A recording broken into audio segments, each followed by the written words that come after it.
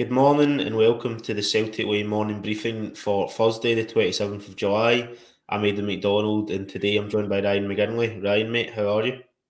I'm doing well, mate. Happy to be back on the morning briefing after a day off. So, yeah, I'm looking forward to speaking more about Celtic. Yeah, it was great to have Kevin McKenna on yesterday. We discussed a variety of things, including the announcement that Mike Narocki had signed permanently. So, yeah, no, it was an enjoyable show, but good to have you back on, mate. Just before we get started, guys, just the ticker tape down below. As you can see, it's our latest offer that we're running. It's £18 a year for kind of full access and ad light coverage to the website. You know, top quality journalism covering the football club you all love. You've got features from people like Ryan, videos also from Ryan, match analysis from Tony, data pieces from Alan Morrison, Duco James, scouting reports from Stuart Ross. There's been one up on all the new signings so far this summer, and hopefully there'll be plenty more to come in that department. We really appreciate anybody that subscribes, guys. It helps us to do free videos like this. You know, the morning briefings, match reactions, kind of special video features at the weekend. So if you're able to subscribe, we really would appreciate it. The details are in the description of this video and also on the ticker tape down below. It's www.celticway.co.uk/subscribe. Now, Ryan, to get into the main topic of this podcast, Dominic Livakovic. Obviously, it's been a name that's floated about, one that fans kind of thought was very unlikely, given that he was being sort of heavily linked and touted at some point to basically have agreed a deal with Fenerbahce. I think it was in the range of about £9 million. I can't remember the specific fee in terms of euros, but obviously over the last couple of days, I know you were tweeting about it recently, discussing how it appears to be a sort of story that's not going away. The reports that were coming out from Turkey were basically discussing that it's by no means kind of a done deal, and also that Celtic are apparently still interested. So I guess firstly, we probably don't really need to go into too much about how good the player he is, because we know that. We talked about that at the time and did a wee bit of a profile on him. But I guess just what was your thoughts in hearing that the deal hadn't kind of fallen apart, so to speak, and that Celtic, if these reports are to believe, still have a chance of signing them? Yeah, I think everything regarding it is very weird, to be honest. I find it weird that he's still at Dinamo Zagreb at the age of 28, considering how good he's been for Croatia. He's been Croatia's #1 goalkeeper, it seems like an eternity, ever since Pletikos, I think, stepped down. It seems as if Livakovic has been there or thereabouts. Yeah, it's a weird one. I thought it would have been finalised by now, I'll be honest. I thought Fenerbahce had got their man last week and we were just waiting for the sort of Fabrizio Romano confirmed, here we go. I know he was, I think he actually tweeted here we go beforehand, but nothing's really came of that since. If Celtic are interested in him and they want to hijack the deal, then I don't think any Celtic fan would be against that. We know how good a goalkeeper he is. He's good with the ball at his feet. He's a good shot stopper. He is the best goalkeeper that Celtic could reasonably get, considering the price ranges and how much they'll spend, especially on a goalkeeper. I think Livakovic would be a player that would win you points. He would get you points in Europe just by keeping us in the game. He'd keep us in the game and keep games tight just by making big saves. 28 years old, good with the ball at his feet. I sound like his agent here or something, but I hope that if there is more to this than meets the eye and Celtic are interested in bringing Livakovic in the door, then I think they should pull out all the stops to make sure he comes in. I'm surprised he's not already moved. I'm surprised there's not bigger teams in for him. But you know, Celtic have a pull. They have a pull factor with regards to that. He could win trophies at Celtic. You know, he could get money at Fenerbahce. He could get money in Saudi Arabia, but he could win trophies at Celtic without really jeopardising his Croatian #1 spot, because that seems to be pretty much cemented. He plays there almost every game that Croatia plays. So yeah, if Celtic could get him through the door, then I think that'd be a massive statement and a massive sign of intent. It would be a sort of signing in a similar vein to the reports that had been that they were interested in Tete. Like it would be a sort of kind of elite level sort of coup maybe in a way for the club if they were able to get somebody like that, and it would instantly improve that position. And as you point out, kind of feasibly in terms of budget, it's probably the best goalkeeper Celtic could realistically get. Now it would still involve them the absolute bare minimum, probably equaling the transfer record for Edward, potentially even having to go over that. But I think it's what you probably need to do for a position like that if you want to compete in the Champions League. What that exactly looks like, I don't know whether we would class that as, winning a few games in the group, being in the Europa League, or actually getting out of the group in general. We just need to wait and see depending on the draw. But I think you do need to invest in a position like goalkeeper because it's so important. And yeah, I think obviously shot stopping is absolutely vital, particularly at that level. But having somebody that's phenomenal with the ball at their feet would be probably a bit different for Celtic fans, something we've not really seen. I didn't think Fraser Forster, for example, was terrible with the ball at his feet, but he wasn't like nowhere at an elite level. We know Joe Hart struggled, Craig Gordon.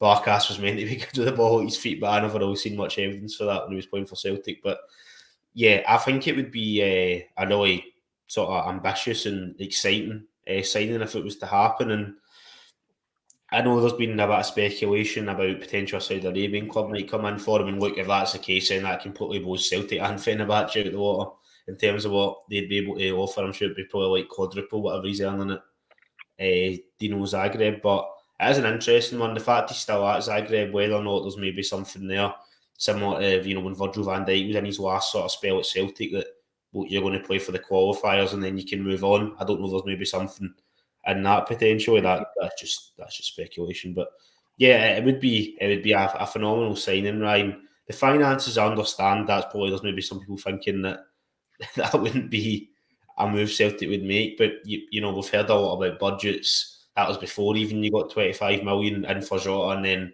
including the sell-on fee for Benfica, probably the club was still pocketing between 18 and 19 million pounds of that. So there's plenty of money to spend. I know they've brought in a few players, but kind of Livakovic, that was the first kind of outlay, really significant outlay, because as you were talking to me recently about, Celtic 1.1 and £2 million players, that should kind of be viewed in the same ballpark now as maybe £4 and £5 million players, just the way the sort of market is. Like, we shouldn't be viewing as like, oh, Celtic have spent 4 or 5 million on a player that's like the majority of your transfer budget going, particularly this summer, because really that shouldn't be the case given the finances that we know the club are operating in, and they could potentially sell other players this window that would increase that sort of budget even more. But yeah, it'd be a phenomenal signing, Ryan, and I guess we'll just need to kind of see how that plays out over the next couple of days. Yeah, absolutely. Just touching on that point that you made, that I made previously, about Stealing your work, Ryan. I'm stealing your work. Yeah, no, it's totally fine. If you agree with me, then that's absolutely brilliant. These £1-2 million signings, I think they should be the project signings. I know they are on paper, but they should be your 2 million should be the sort of money that you spend for like people to replace Shaw, Urigide. I think for the first team players that are going to come into the first team, like I would expect Rocco to do, then you're going to need to be paying £5-6 million. Obviously, if you can get a bargain somewhere else and drive the fee down, go for it. You've got to do your due diligence. You've got to get the best price for Celtic. If you can get a bargain, then that would be absolutely brilliant. But I think Celtic need to be paying £5-6 million for these players to come in and instantly make the first team better. If there's players that are £7-8 million that are available, like Livakovic, who would undoubtedly improve the first team, he would win his points in the Champions League, as I've touched upon. He could get us into the Europa League, and then we could go further in that competition. He's got European experience and he's got continental experience for playing for his country. He's a mainstay. He would be brilliant in those away games when you're a bit under the cosh and you're needing somebody to pull off big saves. That's not to say that Joe Hart hasn't made big saves over the 2 years in his Celtic career. I've seen wee sort of flashpoints that make me think that there is a tiny bit of regression in his game, and there is a slight. There should be a wee bit more caution when it comes to Joe Hart. I don't mind him being the second choice goalkeeper, being the cup goalkeeper, in which he can come in, and I know that he can do a job. But I think Celtic have got to be pushing for this first choice goalkeeper that we're going to have for the next 3-4 seasons, because Joe Hart won't be there for the next 3-4 seasons. We've got to be honest. And as a 28-year-old in Livakovic, 28 is nothing for a goalkeeper. 28 is like a 22, 23-year-old as a goalkeeper, because the goalkeepers last until Joe Hart's 36. They can go until they're 40, 42. So he's probably not even halfway through his career yet. So you'd be getting him young. He's still got maybe even room to improve, but you've got a player that's more or less in his prime. It might improve, but just a tiny bit. and you'd get his best years at Celtic. I think if Celtic push the boat out and get this signing, or a player like Livakovic in goals, then you will see the difference both domestically and in European competition. This would kind of be like the first sort of evidence that the club are fully backing Brendan Rodgers. I guess Nawrocki was maybe a slight indication of that, but I think for a lot of people that maybe have concerns about the budget or structure behind the scenes, this would be kind of a real sort of benchmark to lay down, or a real marker, I should say, that the club's going to have a really positive transfer window. And yeah, fingers crossed that even if Livakovic doesn't turn out to be signing, that Celtic are still looking to be kind of paying near the top end or looking to get a sort of top goalkeeper, because it's such a vital position, Ryan. We don't want to bash Joe Hart because we've kind of discussed it to death at this point that he's been a really good servant for Celtic so far. If he did want to stay as a number two, it'd be a phenomenal number two to have in terms of experience, what he could offer to, younger goalkeepers at the club as well, should maybe be coming in to take the number one jersey. But I just don't know if he would personally, when you listen to him in his interview when he was on the Ben Foster podcast, kind of near the end of the season, he just talking about loving about playing, and he kind of stated how he wasn't bothered what level it is. He would play kind of Sunday league down the park if he could, as long as his body let him physically. So I just have to imagine that if Joe Hart did kind of lose a number one jersey because somebody new came in, I don't know if he'd personally stick around. I think he'd probably think he can maybe get a lower championship club down south or a team abroad or whatever. Could be But the I'd be really happy for him move to that we're stay. talking about. Sorry, Ryan. Sorry, what were you going to say? It could be the MLS that he could move MLS, to, yeah. the sort of twilight. I mean, Messi's playing over there. There's so many big stars or big stars that maybe just a bit past their prime that are playing over there. It's an attractive proposition for people to go to or for players to go to. So, at 36, he is in the twilight of his career, but I don't think it can be. I don't think it can be understated how well Joe Hart has done at Celtic. He's been such a great signing for the club, but I think that Celtic need to just cover themselves for the future and be going all out for a goalkeeper that can play in that position for the next 4 or 5 years. Yeah, I think that's the sort of ideal scenario, isn't it, Ryan? And you really would like to hope that the club behind the scenes are prioritising that goalkeeping position, because, like I say, no disrespect to Joe Hart, he's been a really good servant, and probably for a lot of fans, myself included, he's been one of the kind of favourite players over the last couple of years. The way he's embraced the club, the sort of stability that he kind of brought in when he first arrived after the disasters with Barkas, etc., the season before. So yeah, fingers crossed, we can work out a scenario that suits everyone, but we just need to keep an eye on it. In terms of from potential new signings to confirmed new players that have joined the club, obviously the 3 new boys all did their press conferences yesterday, Kwon, Yang and Nawrocki. There was some interesting comments flying about from all 3 of them. Nawrocki, he was kind of just discussing a wee bit about Celtic's interest. He said it was about 2 or 3 weeks ago he first heard. Obviously, it was kind of been reported maybe just about this time last week, Ryan. The first concrete reports came out, but he said he'd known about it for a few weeks. Kind of, was saying the usual stuff that players will say when they first arrive. He's looking forward to playing the Champions League. But he was what I find his interesting comments where he was saying he's not worried about the pressure of playing for a club like Celtic, because he obviously came from, in his words, the biggest club in Poland, Legia Warsaw. He said, so I had pressure there. It's not about pressure for me, but rather the excitement of being able to play in the Champions League. So he's obviously confident, which is what you want. He is a young player. We've kind of, we've profiled him quite a lot now at this point between Stuart's piece. I know you had a newsletter recently, Ryan, discussing the defensive sort of changes that might occur now that he's arrived at the club. But just if you had a chance to maybe look at his comments from yesterday, and I guess what your first impression was, getting to kind of hear him speak for the first time.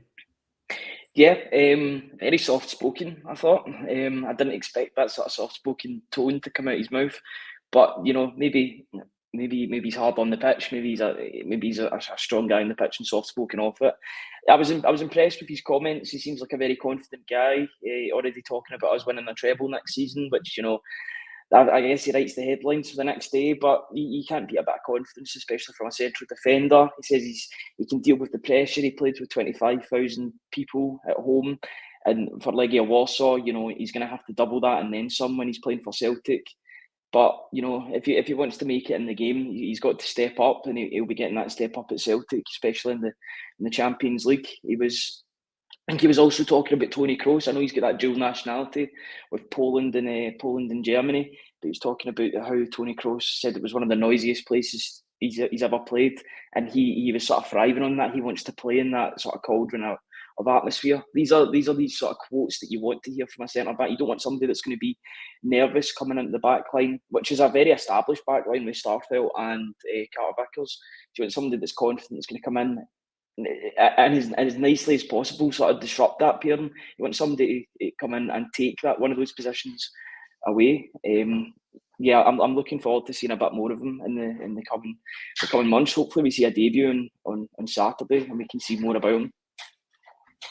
Yeah, I think obviously your newsletter you did recently, Ryan, that kind of covered the sort of different defensive kind of changes we could potentially see with Nawrocki coming in. And obviously, guys, once again, if you're wanting to get that sort of content, you can subscribe to the Celtic Way website. It's always supporting top quality journalism, covering the club you all love. The current deal we're on, it's £18 a year. That gets you full sort of ad-light access to everything we've got on the website.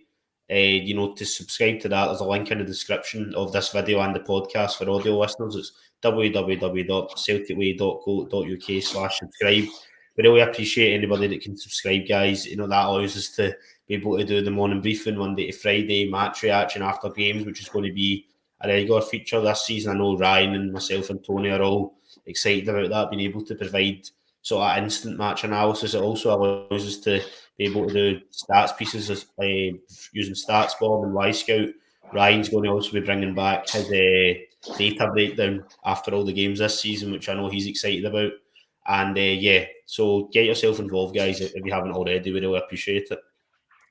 But yeah, as you were saying, Ryan, I think it is a positive sign. The fact he spoke well. Now, there's only so much you can take from. I think it was 4 or 5 minutes a press conference he did. It wasn't a long one, but yeah, he seems confident. He's had that pressure of, in his words, playing for the biggest club in Poland. He's featured in the Europa League as well, which I know isn't the Champions League, but a decent enough European level. So he's got that experience. They played Leicester under Brendan Rodgers, so he's played against good teams before. And yeah, I think everybody was enjoying the Toni Kroos comments at the time when he himself made them, and then when Nawrocki touched on them yesterday. But in terms of the other players, obviously Yang was speaking as well. He sort of revealed a few interesting things. That O kind of played a big part in him joining because they've been friends for a while, according to Yang. He said, yes, O and I have always been good friends. He gave me some good advice, such as that I have to be more independent to become strong mentally as a player. He went to touch on, that Celtic are really popular in South Korea. O fans are always keen to watch and see how O's getting on. But I guess based off his comments from what you've maybe listened to or read, Ryan, it was nice to see that him and O had a sort of prior relationship, and that he seems to have played a part in convincing them to join. Yeah, I think quite a few of our players and former players have a sort of part-time jobs as agents. I feel, because it seems as if O is kind of orchestrated this move. Josip Juranovic, I know Nawrocki didn't talk about. Didn't directly speak to Josip Juranovic with regards to joining from Legia Warsaw to Celtic, but that was what was getting reported over the past couple of days. Yeah, Yang, he looks like another exciting player, another player that isn't the finished article yet. It's very rare that Celtic do go and sign the finished article when it comes to a player, but yeah, he was saying that he's quite a shy and quiet person. Hopefully that's not the same on the pitch. Hopefully we can bring that out on the pitch. He seems pretty confident. Got to give a shout out to that translator as well that did two press conferences in the one day. She was absolutely brilliant. He was also saying throughout the press conference, you can kind of read between the lines and say that he was delighted to not to leave his former club, but he was delighted that the deal happened. You could kind of see it in his face that it'd been a bit of a long period between him wanting to leave the club and him joining Celtic. You can see the excitement of him joining the club, and yeah, I'm looking forward to seeing more of him. But again, it could be one of these ones that you see bits of him on Saturday. He's been playing football. He'll be match fit, but I think Celtic, with regards to him and Kwon, they've both been playing first team football, so they're going to need to watch their minutes, or they're going to have to regulate how many minutes they get and give them regular breaks throughout the season. Because, you know, we seen that with Vata in a couple of years ago when he came into the team. He started like a house on fire, and then he get tired after about 3-4 months in. You could really see the wear and tear due to playing a season. Yeah, as long as Celtic regulate that and watch how many minutes they're playing, then I'm sure they'll both make an impact. So I'm looking forward to seeing Yang. He's the coverage I've seen of him on the videos. You know, these YouTube videos, we talk about them every day. They can make any player look good, but yeah, he does look like quite an exciting player. If he can bring the form that he had last season into Celtic, then Celtic have got a good player on their hands. Yeah, I think, you know, having a winger that can chip in with goals and assists, we've seen with Vata how vital that can be. I think there is still bits of his game that can develop. Stuart Ross has said that maybe a bit like Abada in a way, there's some kind of aspects of the winger role that he's got to maybe improve on in terms of, you know, getting cross into the box, etc. But I think he looks like a positive player. His age profile, a bit like with Narotsky and with Kwon as well, fits exactly what Celtic have been looking for. And I think maybe it was a transfer at one point that we thought was maybe starting to fade away a wee bit. It looks like he was having kind of all sorts of disputes with his former club. I know he kind of played that down in his press conference yesterday, but I think at the time, you know, the captain of Gang One was coming out and basically saying that you get this sorted. But yeah, I'm glad to see Yang's here, another attacking player, which I don't complain about. Can't have enough good attacking players. So yeah, he looks positive. He was asked a question about his biggest strengths. He was saying very team driven. He's good at sort of driving into open space. He likes to create chances as well as score, and he also likes to be involved defensively. So seems like the sort of kind of ideal for that Brendan Rodgers style. You know, you're going to have to get about the pitch, move quickly, etc. Be good in the transition, and he seems to fit all those boxes. So yeah, no, I think we're all quite excited about Yang on this channel, seeing how he's going to get on, Ryan. In terms of the other player who arrived, Kwon, who once again is also speaking through the interpreter, as you were saying, was absolutely phenomenal. Kwon was quite confident in his press conference, it's fair to say. He touched on he used to watch the club on television in South Korea when sort of Ki Sun Young and Chad Uri were playing two blasts in the past there. You know, he discussed a wee bit about Brendan Rodgers, a wee bit about looking forward to linking up with Yang and O. He also kind of described his style of play, Ryan, which I thought was quite interesting, given we know his position, sort of a central defensive midfielder type role or holding midfielder, however you want to look at it. He said, I am the type of player who can press hard and put pressure on the opponent. I'm very good at intercepting balls and building up the process and giving the ball to attacking players. He seems kind of like, from those comments, somebody who's not short of confidence, Ryan, which is what you want to hear from a player in that position. But I know obviously so far kind of a lot of discussion about Kwon. I mean, his size, he is absolutely massive. But yeah, he seems like he could be a real sort of force, maybe particularly in Europe, sort of helping break things up for Celtic in the middle of the park. Yeah, absolutely. He's got the right sort of profile for a defensive midfielder. In Korea, they call him the Korean Rodri. You know, that's very, very high praise. I know Rodri didn't have the best game against Scotland, but he plays well against every other team. If Celtic can get a player that's half as good as he is, then they'll be on to something, especially in Europe. So I think Celtic needs somebody like that. I know Vata can play in that number 6 position, but I think Kwon fits the profile better because of his height as well. You know, he can kind of slot in as an extra centre half when we're needing to defend or when we're under the cosh a bit. But yeah, he's saying he's very good at intercepting, building up the process, and giving the ball to attacking players. He was also talking about how he'd watched Key score a long range goal, and he wants to do the same at Celtic. You know, if he's got goal scoring ability as well, then you know that'll make his valuation even more, and he'll be an even bigger asset for Celtic both on and off the park, on in terms of playing and financially. Yeah, I'm looking forward to seeing what he can bring to the team. I'm interested to. It interests me how he was in the K2 league if he was so highly rated. It's just I'm not throwing a spanner in the works or casting doubt on the signing or anything like that, but it just seems to me quite weird that a guy that's so highly rated was playing in the second division in Korea. I thought maybe a Korean team, like Cho's old team or whoever, would have went and signed him to play in the top division. But it might have just been one of these situations where he remained loyal to his club following relegation, and he wanted to bring them back up. Obviously, that wasn't the case. They're struggling this season as well, but you're hoping that he can make that step up, because he wasn't even playing in the top league in Korea, but he'll be playing in the top league in Scotland and in the top European competition. You're hoping it'll be as seamless a transition as possible, and he can come in and really make his mark. He's a young guy, 22 years old, still effectively learning the game. I think one of the big positives, and we've touched upon it before, is the fact that he's already completed his national service. That is massive, and it could be something that bites back at Yang in years to come, especially if South Korea don't win at the Olympics or at the Asia Cup, etc. I know there's special ways in which you can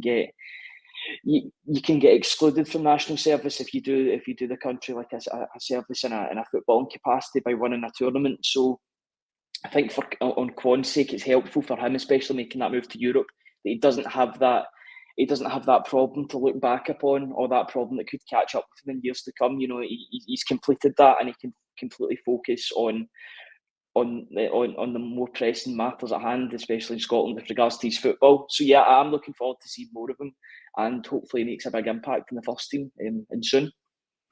I think you're right to touch on the national service aspect there, Ryan, that does make Kwon a very attractive proposition for a lot of clubs in Europe. Well, maybe there is players in South Korea that are a bit sort of maybe further ahead in their development than him, but they've not did that national service, so he's been kind of pinpointed as a player that can make an immediate move. So yeah, that was definitely worth touching on. I just wanted to bring up a comment from Brown Warrior, one of our commenters on YouTube, saying he's perfect for the double pivot, talking about Kwon obviously. And yeah, that's kind of what we've seen when he's been profiled, when Stuart Ross looked at him for his scouting report, which was last year, to be fair, when we were covering like a bit of news stuff on him at the time, Tony and Sean and I, he was kind of highlighted as somebody that could fit into a double pivot, which I know is maybe not always what Andrew's playing, or very often was not what Andrew's playing, I should say. So that's maybe kind of, he fits even better into the sort of Celtic team now than he would have 6 months ago, which is obviously a positive. But yeah, all three signs sort of spoke well. It's good to hear from them. They're going to be getting kind of stuck into training. I believe Celtic are back to training, or they might have been back either yesterday or they're back today. So it was yesterday, yeah, which would make sense ahead of the Wolves game on Saturday. I guess we're hoping that all three of these guys will feature against Wolves, right? Yeah, I think they'll get sort of nursed into the team very, very carefully and slowly. But as long as they all get minutes, then that'll be ideal. The preparation's now very much ahead for next week for the season starting. They've got the game against the Athletic Club on Tuesday. So that'll be an even a further example or a further chance for them to sort of break into that first team. I think with these two games coming up, you start to see. You start to gauge an idea of who Brendan Rodgers does see as his starters or his top sort of 15, 16 players. I think that the lineups will give away who he wants to keep around at the club and who he'll maybe try and offload. So it'll be interesting to see what team that he does go for, and where these new players do fit in that system. I think there's still a couple of question marks on certain players, so it'll be interesting to see if they're still involved with that sort of travelling party in Dublin on Saturday and then the testimonial on Tuesday. But I think one of the biggest sort of boosts was that double injury boost on the return to training for Carter Vickers and Anthony Ralston, especially the former, especially Carter Vickers. I think he's Celtic's most important player, along with Callum McGregor. Between the two of them, they're both absolutely pivotal to everything good about Celtic. They were under Ange Postecoglou, and I think they'll be just as important under Brendan Rodgers. So, especially have Carter Vickers back after his operation, it makes sense as to why he had that operation, to fix whatever was wrong with his knee, and maybe take the hit in the last games of the season, because the league was effectively over. We were playing Inverness, we were expected to win that game. Take the hit, take the hit through pre-season, and now he's back in training, and he's ready for next season, it looks like. But I'm really, really excited to see him, and I'm looking forward to seeing if they potentially play a back three, if they do change that, because I know Livakovic can play in a back three. He played there for Legia Warsaw when they beat Leicester two seasons ago, when Brendan Rodgers faced him and sort of found out all about him. So yeah, it would be interesting to see if Celtic did play a 3-5-2, although I do expect a 4-2-3-1 to be played the majority of times. But I guess it's up to Navrocki to break up that partnership between Starfelt and Carter Vickers. But at the same time, that partnership is there to be broken up because it's a clean slate, because Brendan Rodgers is here and he might have different ideas on who the first choice centre-half pairings are. So, yeah, it's very much a watch this space with regard to the defence. Yeah, I think the back 3 points is an interesting one, Ryan. There has been a bit of discussion about that. Will Rodgers look to maybe play that way when he's got everybody available? Maybe we might not see it till Carter Vickers is back from injury. We know he's back in training now. Maybe the Ross County game might come too soon. I'm unsure, but I'd imagine if you're hoping he's going to be available to start at Ibrox, you're going to want to have him in, whether it's the League Cup game or the St Johnstone game at home the week before. You're going to want to have him in around and featuring and getting minutes in his life, because I think if you were to have Carter Vickers fit and available with a few games under his belt going to Ibrox on the 3rd of September, I believe it is, that would be massive, Ryan, wouldn't it? Yeah, absolutely massive. I think it's right with regard to that famous quote that attack wins you games, but defence wins you championships. As long as you've got those players in and around the team, because it is a tough schedule. Celtic's opening schedule against Aberdeen away from home and Rangers away from home. That's two of the toughest away games that Celtic could have had, I think, other than maybe Tynecastle as well and Easter Road you could throw into the mix, especially with their recruitment over the summer. But having players like that, having Alistair Johnston potentially back in the team, hopefully he's back sooner rather than later, having Carter Vickers back in and around that team, that's exactly what Celtic are needing, and Ralston too, because at the moment we're playing a Vata at right back. That's not ideal for anybody. He's not really defensive midfielder, sort of centre back is his position, so he is playing out of position in that regard, but he's been doing a good job. You're just hoping that Ralston can come back and then Alistair Johnston can come in and stake his claim for the first team place again. Yeah, I think you're spot on with all that there, Ryan. Just before we finish up, just wanted to highlight this question. Stuart Carr's asking, will Vata feature in the next 2 matches? He's saying surely Rodgers can bring him through to be a first team player this season. Yeah, I think Vata has been involved as a sub in the 2 games in Japan, Ryan, as far as I was aware, unsure whether or not he featured in the game in Portugal, because it was kind of hard to see with some of the players because it was just highlights. We didn't have full team lists and stuff available. But I think people were really excited about Rocco Vata. He's looked pretty positive in his cameos for the first team. And yeah, I think fans are hoping he's going to get a wee bit more game time this season. Maybe some fans maybe think he could be pinpointed as a player that maybe go out on loan as part of the partnership with the Austrian club. But I think it would be also interesting if he was sticking around maybe to get a wee bit of game time. He is still so young. I think he's 17, 18. So I think it wouldn't be a bad thing if he was kind of maybe 17, if he was in around the fringes of the first team and maybe still playing B team games for another year. I mean, obviously it depends where Celtic see him. If they see him as in the next year, they want him competing regularly for first team games, they might want him to go out on loan. Obviously, it may be interesting to hear Brendan Rodgers' thoughts on that. But no, Vata's definitely one of the players I'm hoping to see a wee bit of against Wolves in Dublin, and also in the James Forrest testimonial as well. Yeah, I read on Twitter this morning, it's pretty much unconfirmed rumours with regard to Rocco Vata, but there was talk from a couple of Aberdeen fans that they'd heard that he might be going out on loan to Aberdeen for a season. I don't know how true those rumours are, but if that was the case, I think Aberdeen would be the perfect place to send Rocco Vata, because we sent players there before, such as Ryan Christie. Ryan Christie came back a better player. I know that Aidan Montgomery didn't do as well at Aberdeen, but it would have helped him in a development sense. He went out to St Johnstone and had a good season last season. So I think if Rocco Vata's destination is to go out on loan, and that is his, that's where Brendan Rodgers sees him for the coming season, then I can't really think of a better place to send him than Aberdeen for game time. As long as he has ensured game time wherever he goes, I think he does need a loan spell. And I don't think that's a slight on him, the fact that he can't get into a Celtic team. He's 17, 18 years old. If he was to go out and get games in the Scottish Premiership, then he could easily come back and then stake a claim next season. But it will be interesting to see if anything comes of that rumour. It's just rumours at this point, like with the Livakovic stuff as well. But I think if you were to send him anywhere, it would be Aberdeen or Hibs out of the two. So you could keep a close eye on him whilst playing him in the Scottish Premiership and getting him valuable minutes. You know, I definitely think there's a player there, and it'll be interesting to see how his development goes over the next couple of years. He's undoubtedly got a bright future at Celtic, and definitely a player to keep an eye on over the next couple of seasons, like you say, Ryan.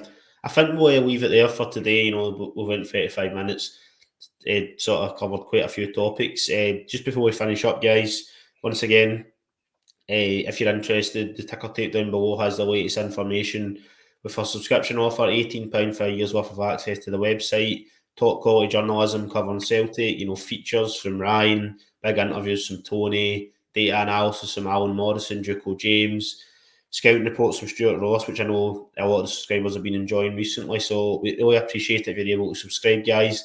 That kind of allows us to be able to do the morning briefing, match reaction, work with stats bomb, etc. So get yourself involved if that's of interest to you, as well as obviously all the premium articles. It's ad light coverage on the website as well. So it's www.celticway.co.uk/subscribe if that interests you. Ryan, mate, thanks very much for joining us. Thanks very much for having me, mate. Always a pleasure. I know you're going to be back tomorrow. So, and we will also both, you and I will be back on for a reaction to the Wolves game at the weekend. So we'll see you then, guys. Cheers.